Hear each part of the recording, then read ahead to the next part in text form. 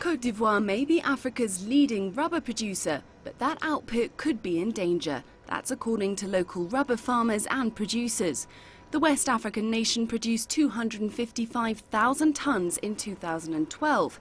That's more than half of the continent's total production. But according to Modeste Wadjas, head of Cote d'Ivoire's Natural Rubber Association, recent taxes levied by the government are hurting producers, and he fears that this may shut down the industry. Today, the industry is facing a drastic problem to the extent that it threatens its very existence. The agro-industries that have been purchasing our products since 2012 now have to pay new taxes. The new government has now imposed a value-added tax of 5% and has demoralized many farmers.